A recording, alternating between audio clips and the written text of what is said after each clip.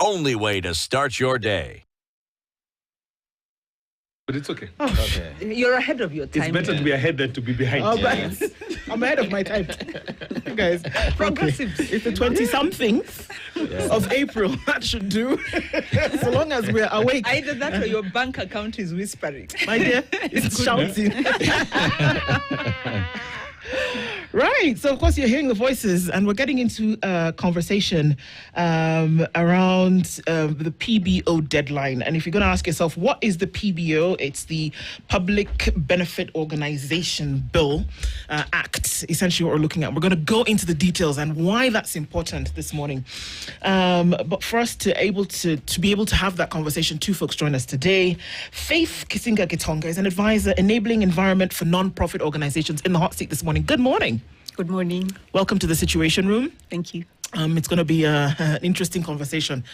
For people who didn't even know what this was in the first place and how it affects you, we probably have the best minds to talk about that conversation. You've heard him as well, the second Irungu for the day. Yes, this one from Dagoretti North. That one is from Muranga. But there are many of us. You know, there's 65,000 Irungus in this country. There are not. I counted them. Should I be a bit worried that you counted them? No, this is from the census or whatever it is, the registration of births. So one of the 65,000 Irungus is here this morning. Thank you. Irungu Houghton is the Executive Director of Amnesty International Kenya, and is here with us this morning as well. Karibuni sana both. As we get into this.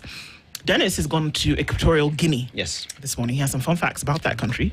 So the president has been in office for 47 years. I wasn't a plan. Yes, it wasn't even a plan. It wasn't even a plan. It wasn't even a date. You know. But as we talk about that, this is a country that is rich in resources, oil deposits, right? But it's another African story. You know, we have all this, but it goes outside, then we buy finished product. But it's looked at, see if they have a strong economic potential if they work on it and they invest back to the people. But let's go to the proverb. When the roots are deep, there is no reason to fear wind. When the roots are deep, there is no reason to fear wind. Ladies go first. How would you interpret it? When the roots are deep, there is no reason to fear wind. To fear wind. A very important an analogy. If you're well grounded, whether in values or in terms of identity, then whatever kind of crisis comes your way in terms of,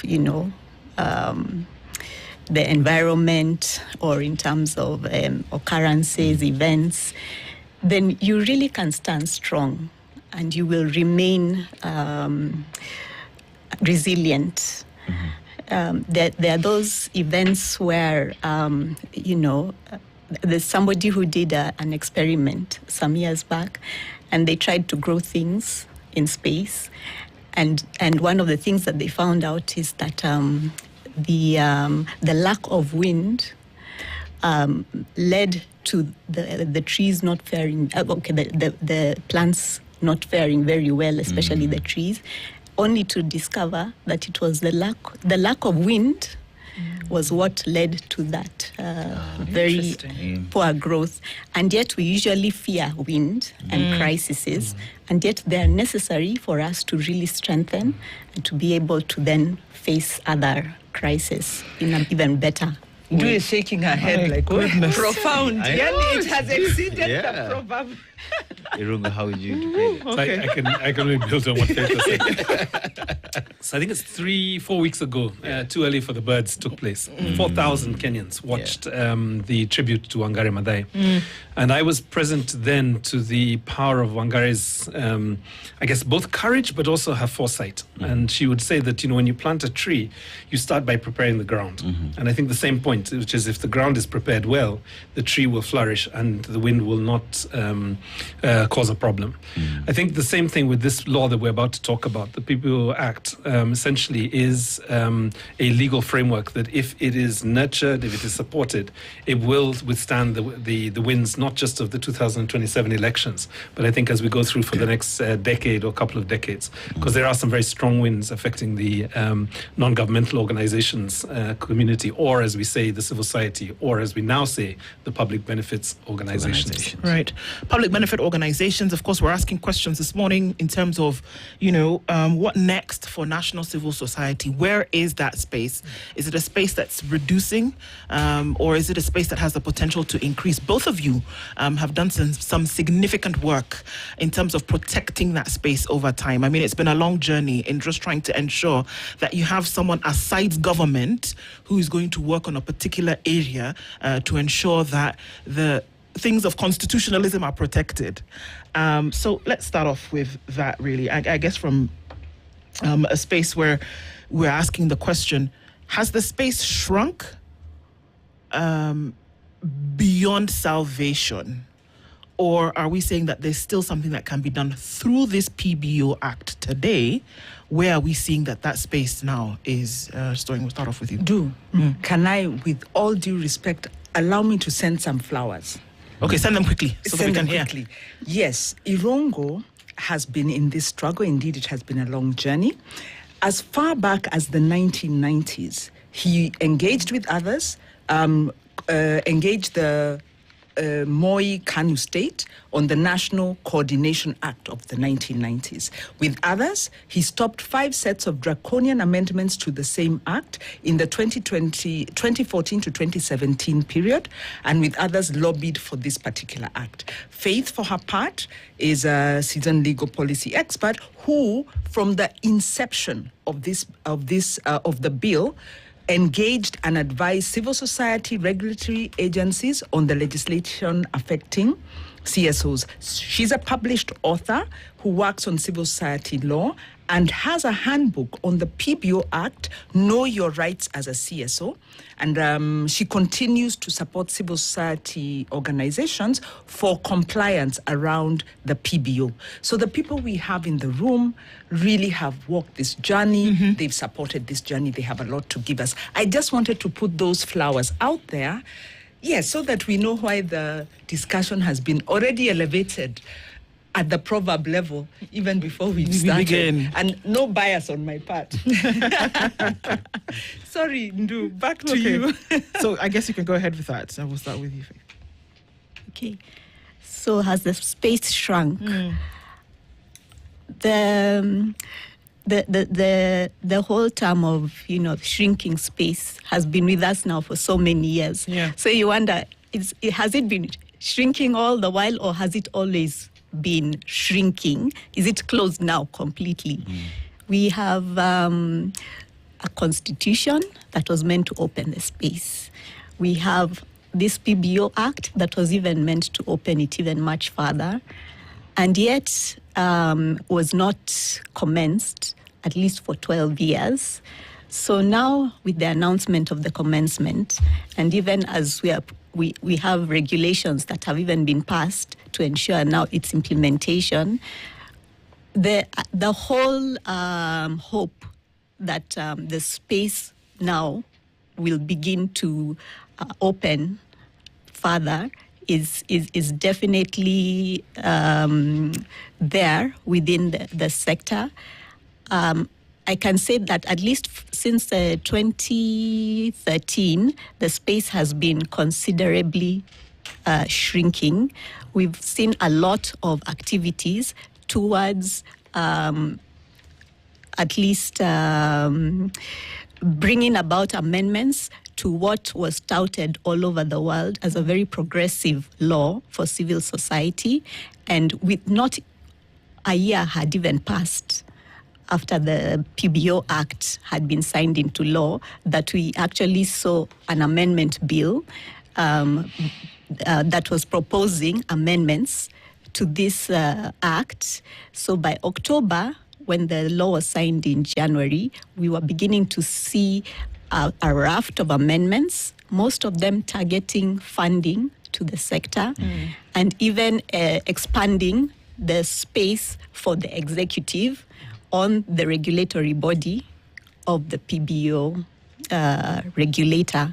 And so this definitely began to send signals that civil society needs to tone down, that they're taking up too much space and they're being viewed as a threat. And so suddenly, from that time onwards, it was very clear to civil society that the mistrust that had existed before between them and the state had now again erupted, and that they were not going to be comfortable coexisting anymore. And so from that time, there has been a lot of talk about the shrinking space, and it has been evident even through the engagement between the two sectors that what they had dreamt about and put into the PBO Act was not going to be realized that easily. And so now, as we even head into implementation of the Act, we're just hoping that now we're going to begin to see signs of that space beginning to open up. Yeah. Irungu, what are some of the drivers of this act that essentially would change some of these factors that Faith brings up? What is in the act, essentially? So the act, which I have to say is quite it's quite a unique act in the sense that it was passed, it was assented. I think, as Faith has said, immediately there was resistance to it. Right. So over the 2010s, there was a period between 2000 and I think 2014, particularly to 2017, where the state tried to amend the NGO Coordination Act and refused to bring in the PBO Act for like 4 to 5 years. 900 non-governmental organizations were arbitrarily deregistered, including some of the most well-known human rights organizations like the Kenya Human Rights Commission. You saw, attempts to try and shift funding from the sector. Like 85% of the funding that would come into the sector by law through this amendment was destined to head back to the state. And it's only because of governance and human rights organizations and health organizations, if I remember, particularly fought back against this act. So it's within that context that I think the PBO Act needs to be looked at. There are a number of important developments. One is, for example, around the idea that, public benefits organizations, and the term is quite a simple one, is that any institution that produces public benefits or benefits for the public is a public benefits organization. So if you think about the raft of organizations, you've got trusts and foundations, you've got community-based organizations, you've got a whole range of international and national non-governmental organizations. All of that now fall within the public benefits organizations framework. So the first thing is that it's created a single framework for all these institutions, first of all, to provide services. And in this context, advocacy is a service, right? I mean, this is the other thing I think that's exciting about the Act. But the other point about it is that if you're receiving public funding, either from individuals or from governments, you have a higher level of integrity and a level of obligation to manage that money well. I remember back in 1994 with the now she's on the Supreme Court, Joking Dungu. We arbitrated between an NGO of directors, and the executive director had decided that it was a good idea for the NGO to be paying rent to one of his properties. Of course, right? And the board was up in an uproar. There was a massive breakdown, and we actually had to mediate and explain that it is not acceptable for public money to go into private hands, even if you're the executive director, particularly because you're the executive director. So I think the conflict of interest principles within the PBO Act are really important. The second one is it's framed within the freedom of association. And this idea that Article 36 says that everybody has the right to associate, and that association is independent of political patronage. And maybe the last one that I would probably bring in is that the processes of registration, whether it be the name or the organization itself or the management of the organization or the dissolution of the organization, that cannot be subject to arbitrary decisions by state administrators. It has to be subject to the right to be heard, the right to reply, and even there is now within this act that wasn't there before a tribunal. So you can actually within 30 days request for an independent assessment of whether an action that's being taken against you should be taken against you. And I think that these are the core functions of the Act. The other one I think that's important, particularly in this era now, and we've just, as Amnesty International, published our human rights report. One of the things we found there was that international funding for non-governmental organizations has begun to shrink dramatically. So you're talking about shrinking civil space. The more dangerous thing is shrinking funding. And there, what the PBO Act does is it creates at least two channels of funding for this sector. The first is an international solidarity. So it creates a framework for international donors, philanthropic organizations, individuals to contribute. But the other thing it does is it allows and it begins to start a very important conversation that Kenyans need to have, which is that, much of the work that civil society organizations do must be funded by Kenyans first and foremost, because that builds the accountability, it builds the predictability of the funding. And that's why this act is so important, because there's a whole schedule that talks about, support for people who want to give to the sector as opposed to only giving in the form of taxes. Right. Now, the question is, the law is great. Implementation is the most important thing now. And I think as we talk about the law, right, we look at this act right now as not just being completely illegal.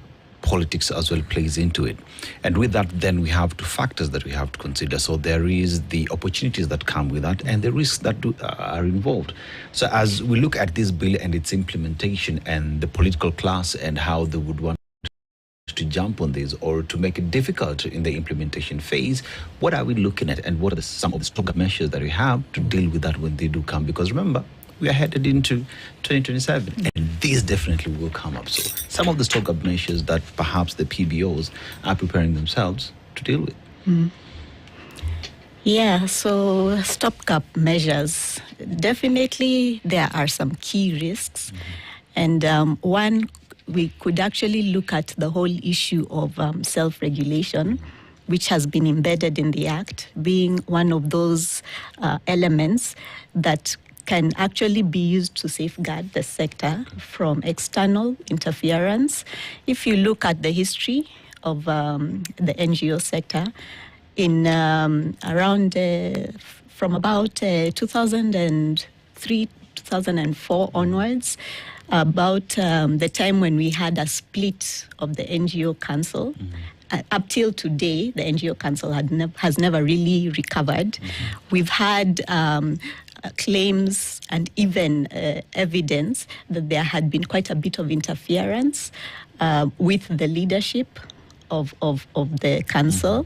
And to a large extent, the trust that the sector had with the council was completely lost. Most of the time, there were claims that it was political interference.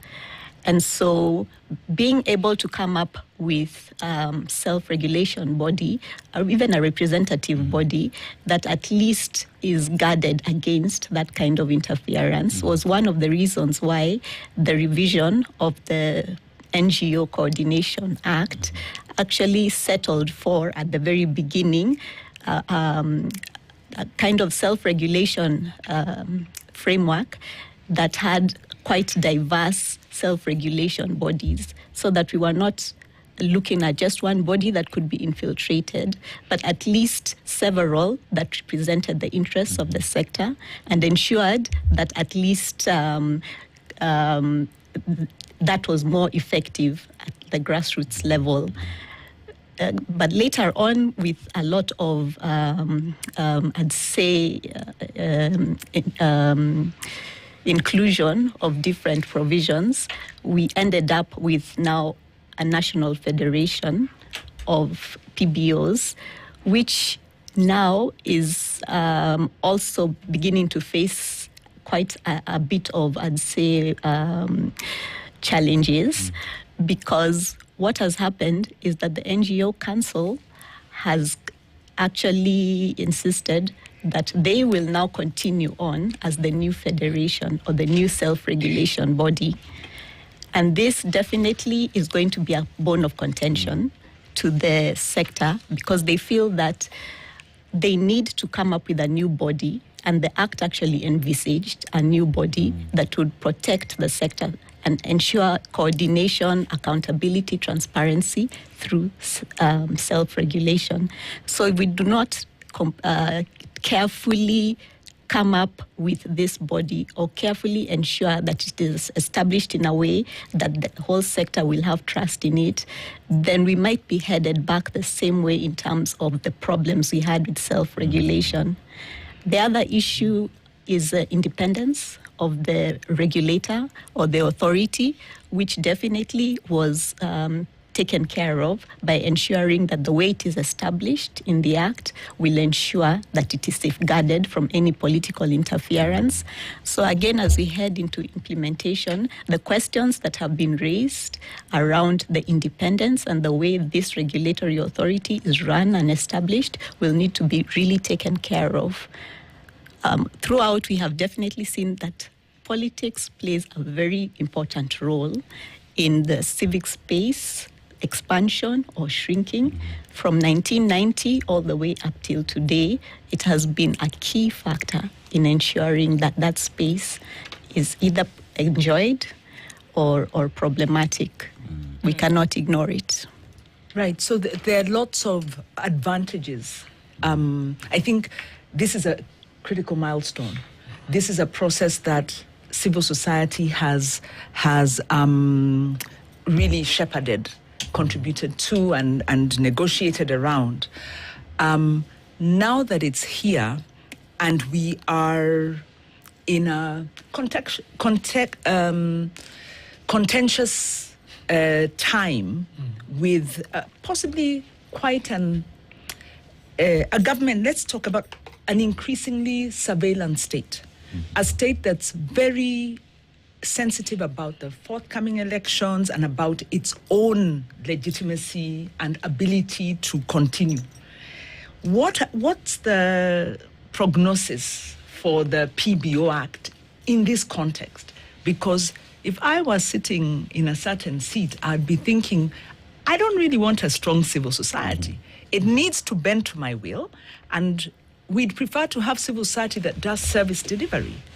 So there's an act. We know implementation of law is a problem in this context. We know there's a problem with, so what is the reality and how, you've talked about risks. I think I'm talking about how do we implement, because civil society are transiting. I think the deadline is this coming month. Yeah, so we are now going to be under the PBO Act. What is the prognosis for the act coming into force and these ambitions being realized? Yeah. I mean, I think it's useful, first of all, to just put in context what is the sector, right? So the NGO sector, at the moment we don't have reliable figures on public benefits organizations generally because there are too many regimes and too many organizations that are not being documented well. And this is part of the power of the PBO Act, and it's also the danger when it comes to the mass surveillance and abusive executive office. But what we know from the NGO sector is that something like 9,000 out of 14,000 NGOs are still very active. And they produce something like about 246 billion shillings in revenue every year. That's an employment, bracket of about 70,000 Kenyans. Much of the funding goes into health and into, responding to displacement, forced migration, and conflict-related issues. And of course, much of it is anti-poverty. The governance sector and the human rights sector is actually very small, right, financially. And also in terms of numerically, the number of organizations, at least according to last year's 2025 bill. So I think this is the context that we are kind of always thinking about. The dangers of political capture are real, right? They are somewhat, the PBO Act is a better act to fight against political capture than the NGO Coordination Act, the act that we are migrating from. Because that was a one-party state act. It did not essentially put in any safeguards. And I've mentioned the tribunal, I've mentioned the independent, Faith has mentioned the independent PBO authority. So there are a number of levers within the act that actually prohibit political capture. And it's really important that the political elites and the authoritarians that seem to traverse our state offices, that they must step back and allow this sector to be able to breathe and to do what it does best, which is to hold the state accountable and to also create civic education. I remember, over the last two elections, 2017 and 2022, having very intense conversations with senior officers from the Ministry of Foreign Affairs when they had essentially issued note verbals to the donor community just before the elections, that the donor community must not fund civic education, and they must not fund civic education by NGOs or by the IABC.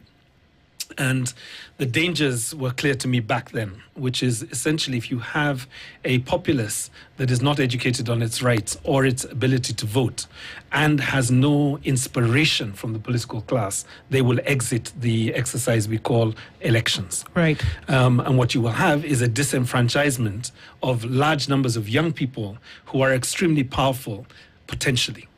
Now, what we saw break out in the streets in 2024 and 2025 was a young population whose patience had just snapped.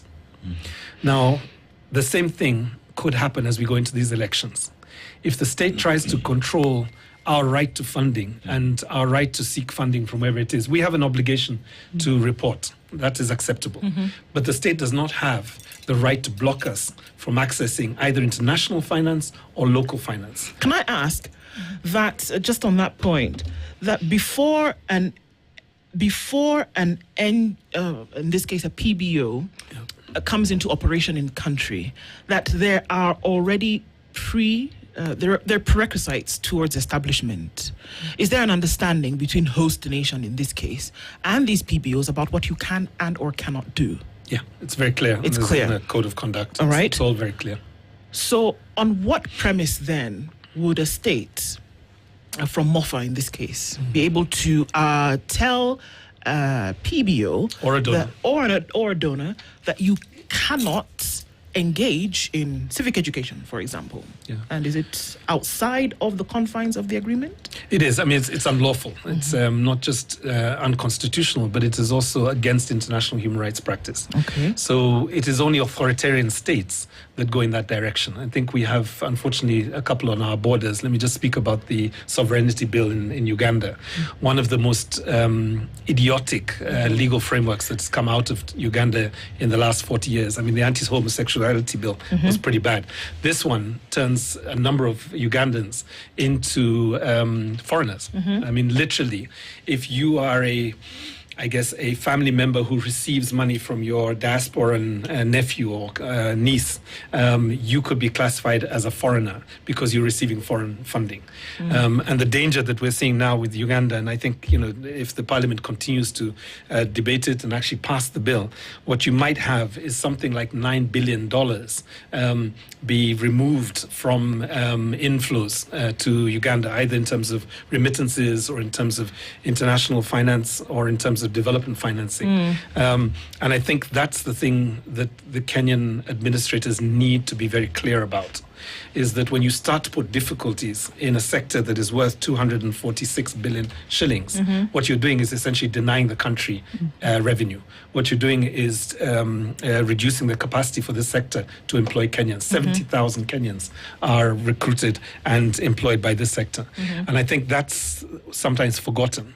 As the politicos, if I can call it this, as the politicos think about their survival and their inability to inspire Kenyans to come out and vote for them, they tend to go in the authoritarian direction. Right. And I think it is a self-defeating measure, as we will see in Uganda.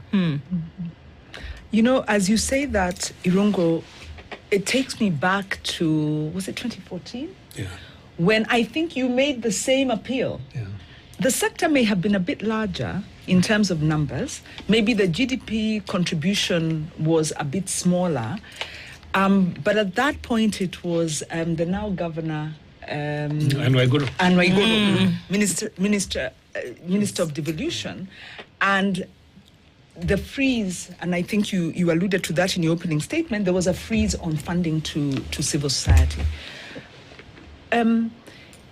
Is there an attempt to drive civil society into more development approaches and away from holding power to account? And maybe the way I can ask that question is, what kind of civil society does the bill envisage? Because there's also declining funding. There's also, this kind of rewriting the rules of multilaterally or of the international order. So what type of civil society should we then be looking towards? And what kind of state support or state conduct is expected around that? And I think even the private sector is now coming into this. So where are we going? We have an act. We have a government, we can see its intentions. The civil society sector, I believe, will continue to fight. But where are we going? Yeah. That's such an easy question. I'm going to ask Faith to go first. Well done.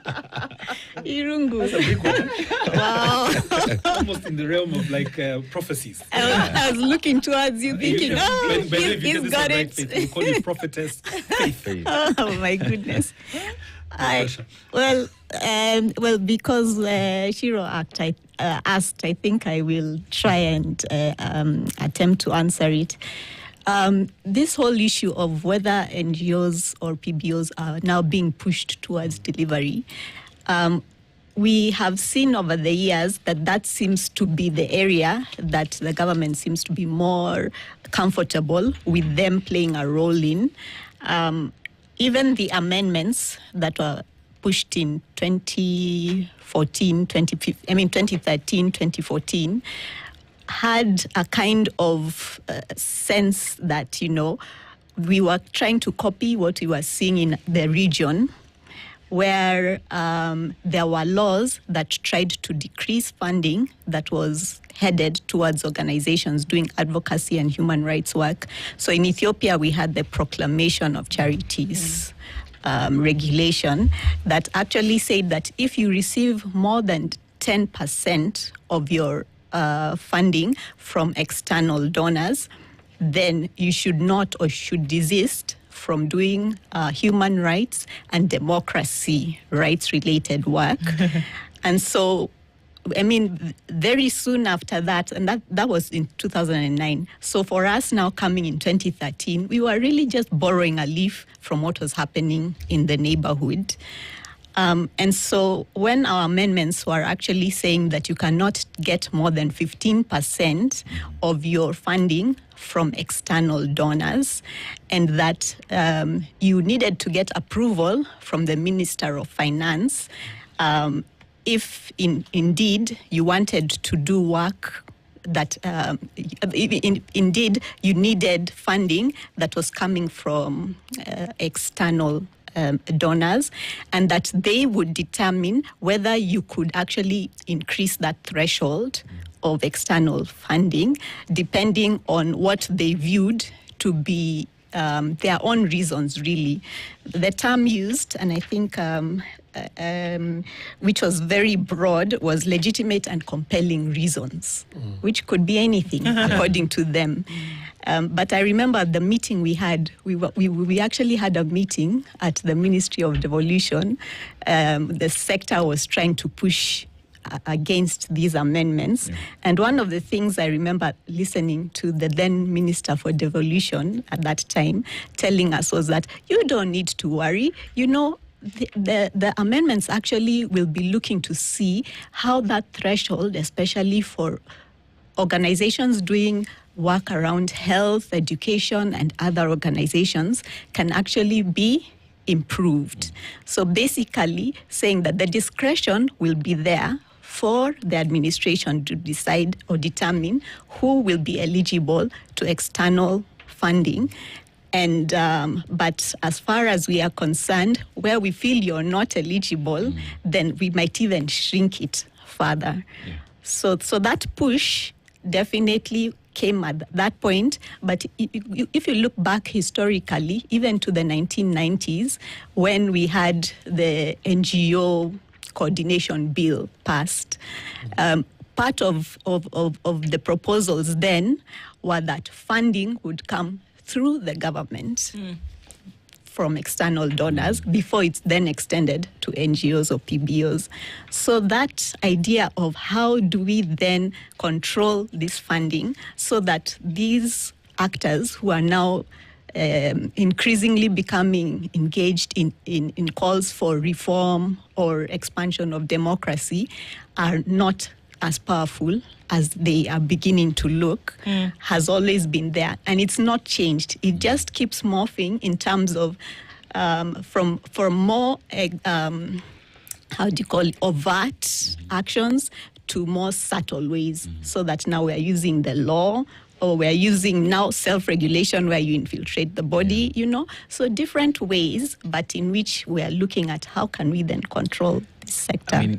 And that right there, then, when you talk about funding Irungu, there is also the role that Kenyans then have to play with the new act, where Kenyans then can be part and parcel of funding these PBOs in the country.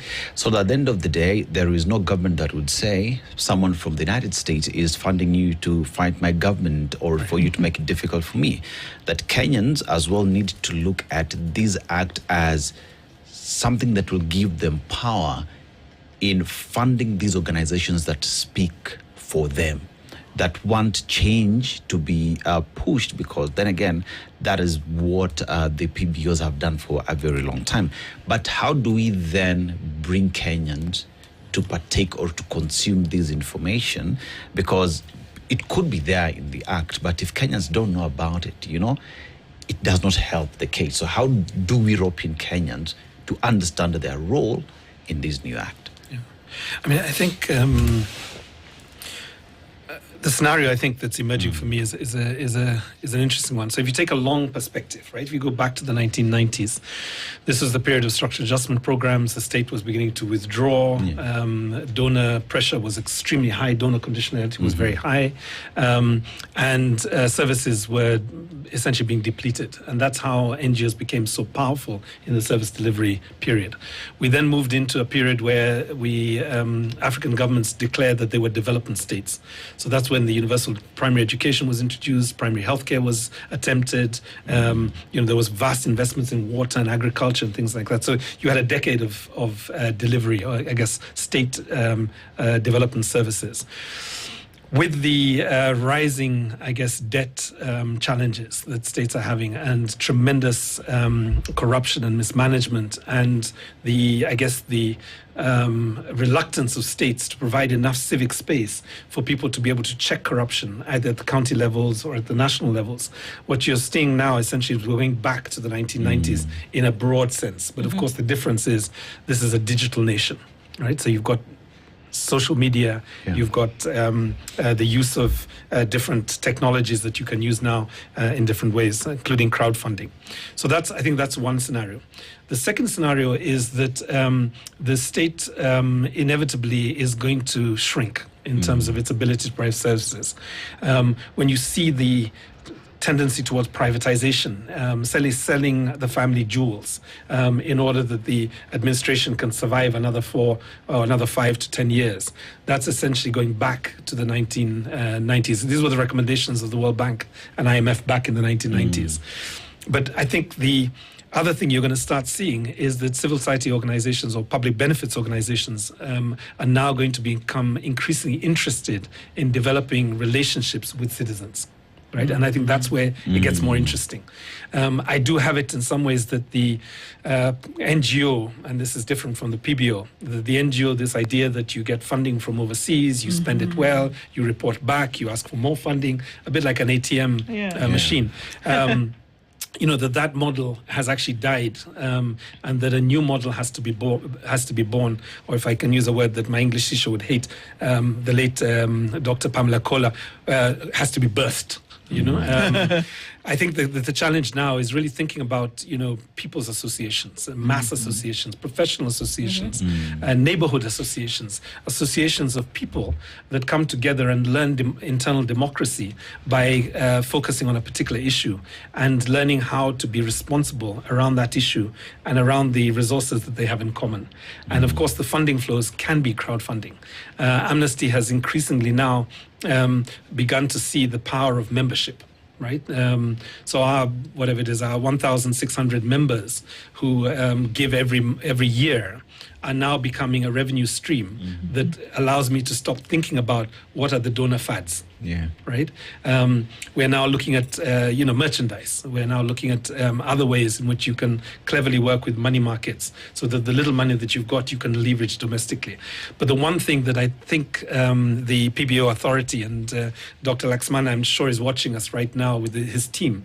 The one thing that I think we need to introduce is I guess, specific steps towards how do we get tax incentives built into the sector so that actually people can give. There's a short-sightedness, I think, with KRA, which is to tighten all the avenues for taxation, and you actually squeeze out the potential and the courage of people to want to give more. In fact, if anything, we're all looking for as many mattresses as possible. Not me personally. We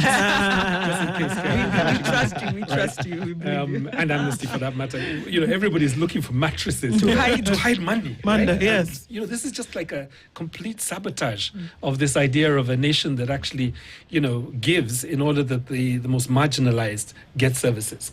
Right, so it's almost a counter. It's a defeating expert. So I think we're going to start seeing some interesting new models around crowdfunding. I'm still blown away by Hanifa Adan's raising of 34 million shillings in 1 month to pay hospital bills for Gen Z protesters who were hurt during that year. I think that's the beginning.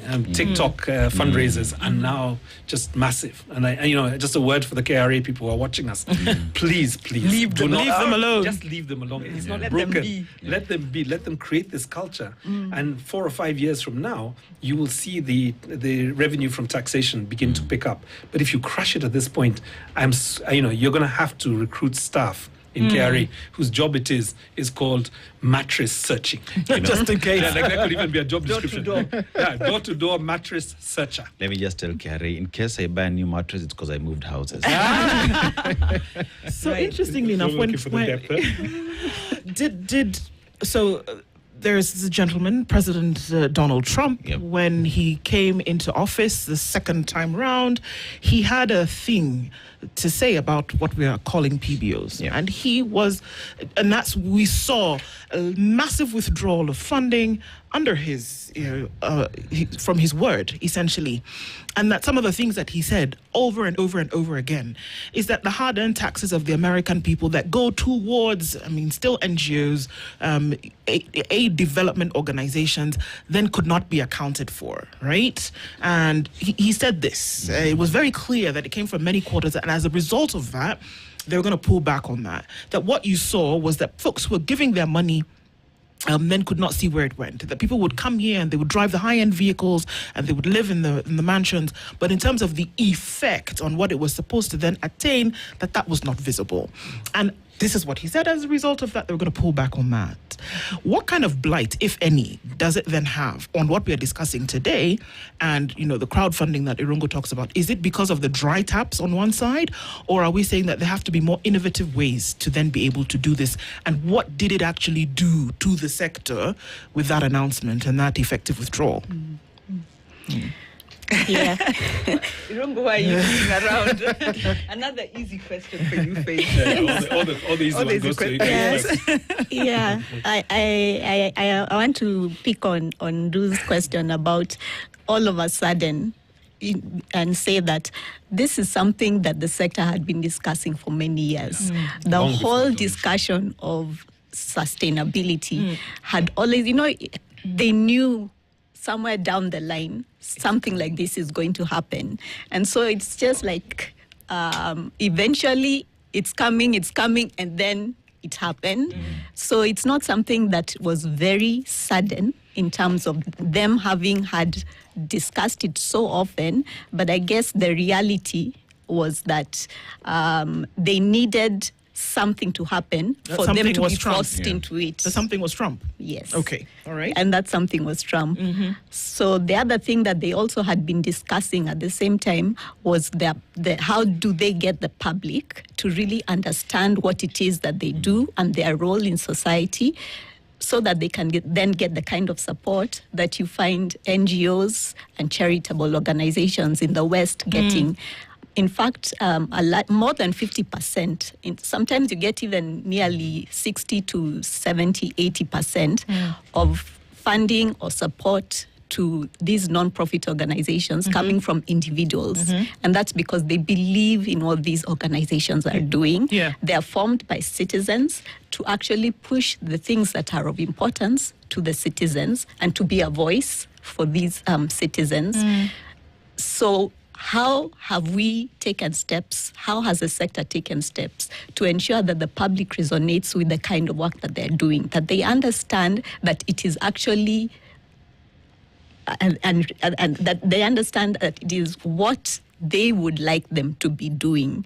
And it is not just coming from some donors' prerequisites, which has been the disconnection all along, that a lot of the public feels that what is being done by quite a number of NGOs is really tied to some conditions or some, I'd say, instructions coming from organizations that are based out there.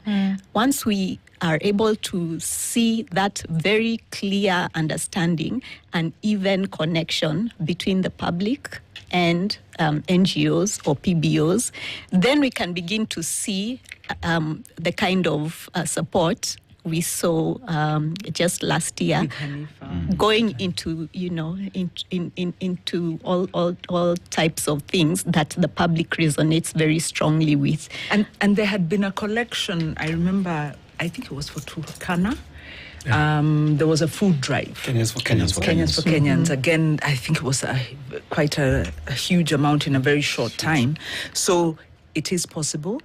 And thank you for the very candid conversations, because really what you're saying is that the donor dependency and kind of this civil society have had too much of a donor gaze in their work that has weakened their legitimacy, representation to the community.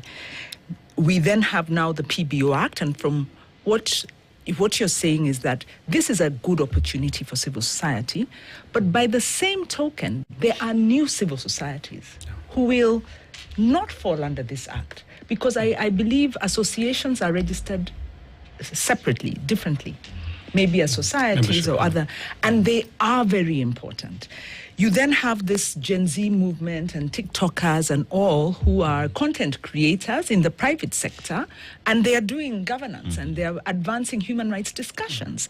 So it really sounds like there's change happening, even beyond what the state imagines in their is it small mind or big mind to muzzle the sector? There's change happening. And the question still then comes, the point you're raising, Faith, is how do you build this culture among Kenyans to support these vital spaces of accountability, whether it's through association, whether it's through NGO funding or PBO funding? And are PBOs now becoming gatekeepers of a space? And might they be squeezing out the new civil societies? Is there going to be a competition? Or what does that look like? I'm playing a little bit of devil's advocate. Yeah. And I'm throwing that to Irungu, who likes easy questions. No, I think we need a steady vision, I think, at all levels. I think at the level of the state, I was comforted by the analysis by C.S. Murkomen, for example, when they, during the PBO week, when he said, let us not see a knee-jerk deregistration of hundreds of organizations, right? And I think he is learning the lesson that from the Anwai Guru period, right? That you actually just cause shocks to the system, and then the trust levels drop, and then people basically do not comply with the new laws. So I think that was kind of smart. Dr. Laxmana, who's in the PBO authority at the moment, I think one of the things that he needs to do is he needs to start the process of appointing these 15-member committee to oversee the transition, because I think that will introduce a bit of trust and faith in the process. Trust is hard in this environment, right? So even if you have good wish, you have the good intentions, the fact of the matter is we are primed for conspiracy, and essentially we're a country of broken hearts, right? So we don't trust anybody, and we don't trust state, we don't trust civil society. Increasingly now, we don't trust the judiciary, and so on. So I think there is an obligation, I think, on a part of all of us to be able to create that. But I think coming back to the sector, I think for the NGOs, one of the things that they have to recognize is the energy that came out of the Gen Z movement over the last two years. For me, was a wake-up call. I mean, I met a 21-year-old content creator, and to be honest, the way she thinks about communications, narratives, and virility of messaging is light years ahead of many of the best NGOs doing this work. You know, so I think we have to be humble, sit back, and look at what the energies are from the from the nation, and be able to catch up in some ways, not muzzle. Right? I think that's the danger, and Right. I think that's an important one. I think the other point there is really reminding ourselves that the best part of non-governmental organizations was this idea that we were essentially a group of citizens who were trying to either protect, well, first of all, to create a new constitutional framework, and then secondly, to protect that and to expand it. Right? So when it comes to things like civic freedoms, when it comes to socioeconomic rights, when it comes to identity rights, the idea that femicide is an abomination to our constitution and our moral conscience, and that we all need to be concerned about whether we are affected directly or not. I think that has to be the basis upon which we engage with the whole sector. 56 million citizens will always be more powerful than 9,000 non-governmental organizations. Oh my And that's gosh. the reality. And actually, I've done this with the Inspector General a couple of times. I've said to him, listen, you may have 100,000 police officers. You may even have... how many police stations? I keep forgetting the figure for police stations. However many police stations. But this all pales when you think about the individual unit of the citizen. So if you're not creating a culture in which citizens are empowered, they're engaged, and they're ethical, then actually you can't win, right? And that's our responsibility as an NGO sector as well. Right. Let me Where rest we it are. there. And a great way to rest it, definitely.